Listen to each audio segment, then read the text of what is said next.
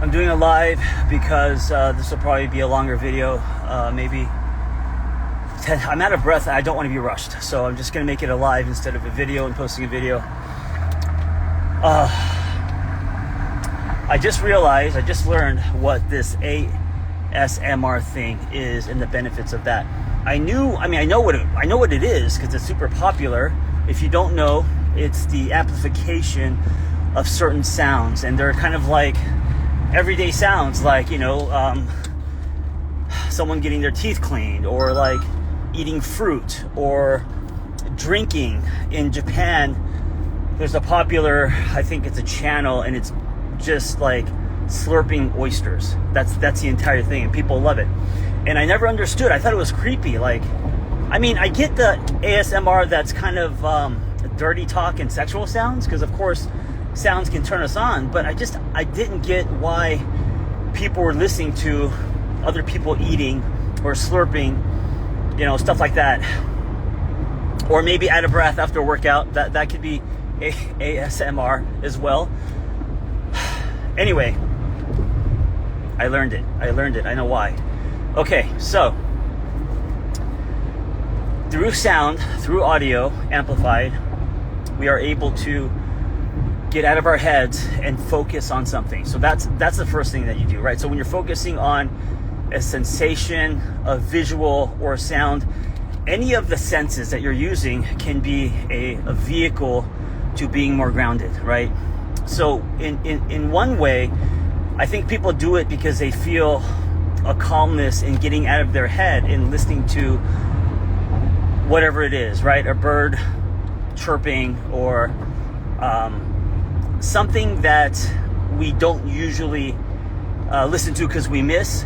This now being amplified makes us very in tune, focusing on something, hence getting out of our head and being more grounded. The other thing, which I didn't know, is a lot of people are reminded of their childhoods, and I understand many of us had traumatic childhoods, but even if you had a traumatic childhood, you most likely you didn't know how to cope. So in order to escape, you used imagination, you used your senses, right? So a lot of times when we are in unsafe environments, especially when you don't have tools, like when you're a kid, you basically use your senses to escape, right? You disassociate, you fantasize, you create worlds in your head, right? You go somewhere. And sound is one way that a lot of children, a lot of us, found peace. And also when you're young and the world is big, you notice more, right? You notice a lot more in this life before you start paying taxes, before you get married, before life happens. Because when life happens, there are other sounds that are a lot more noisy, like your baby crying, that will get you out of the here and now. And so many people use ASMR, whatever it's called, to feel calm. It actually puts them in the eye of the tornado because it reminds them of when the world was big and they pulled from wonder and awe instead of panic. Does that make sense? That's a big piece I didn't even think about. So all of these things equal, and now this is me talking, trying to simplify this for you.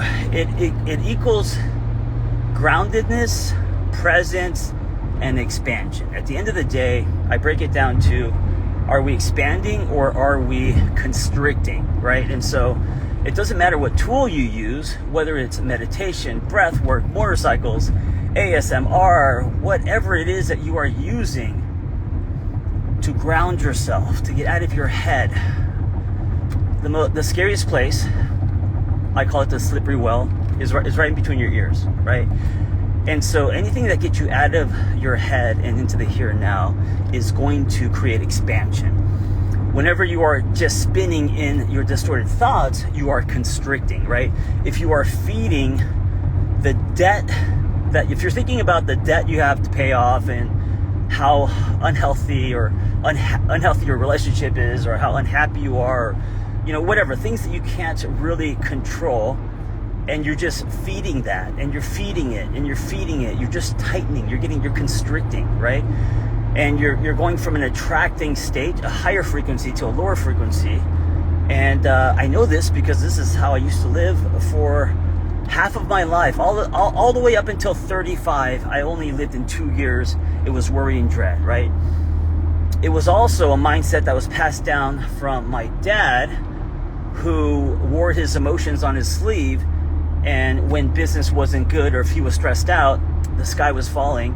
And I mean, he wasn't aware that he was doing this, but I think to his children, he was putting his worries onto his children by not taking responsibility of his state, right? So that was my runway, that childhood.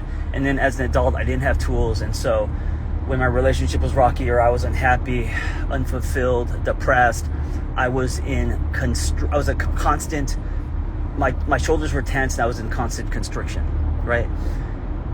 Then the other half of my life, 35 to now, as a practice, I have been dropping in more into my body, cutting my day in half and working out like I just did, focusing on flow states, awe is something new that I'm discovering and reading about. There's a book called Awe. Check it out. It's the science behind awe and how we lose that as we grow up, and we have to practice. It's what I call nectar. Practice seeing the world through lenses where you notice miracles, right? I have this joke that somewhere around age 36, 37, for the first time in my life, I started noticing trees. That's awe. And I started noticing trees because I went from a very heady life to a more dropping into my body and being present life.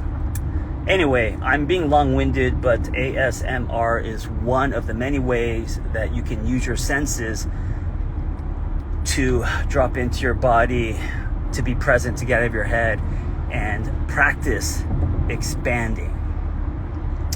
When you are expanding, you go from chasing to attracting. When you are expanding, you get out of your own way because you are not just in your false beliefs and cognitive distortions. When you are expanding,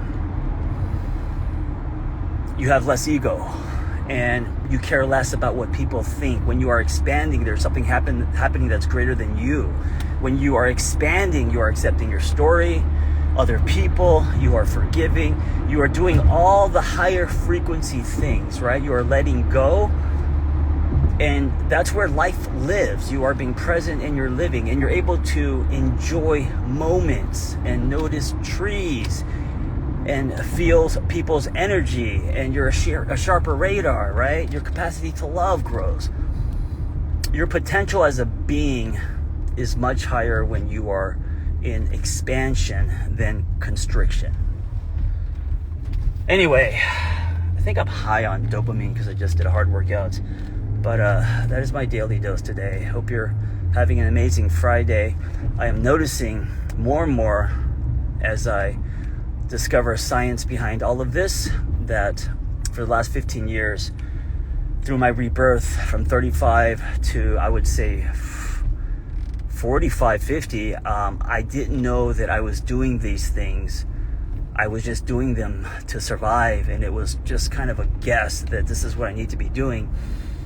And these little practices have been adding up, and finally at 51, I'm realizing the benefits of them, like riding a motorcycle, or discovering movement, or soaking in ice, or all the taking walks, being mindful, all of this stuff, right? I started practicing these things just because it was kind of my way of surviving. I didn't have anything. It's all I had, right? I couldn't afford therapy. It's how I got my grounding and my foundation. It was the rung of a step ladder that I could stand on. It gave me handrails. And today I'm realizing, it all makes sense. That's how I pulled myself out of that state and started to truly live instead of exist. And what I call nectar, seeking nectar. See that hummingbird tattoo is a reminder. That was one of the ways that I do it. I did it. I do it today. So find awe in your life, seek nectar, notice trees, use audio if that resonates with you, to get out of your head and into the here and now, and know that it's a practice and it takes years, because what you're doing is you are transforming, changing your mind, literally. I mean, think about how much energy it takes and discipline to change your body, right? It can't be a one-time thing. It's a lifestyle. I'm talking a little too much today. I'm gonna go.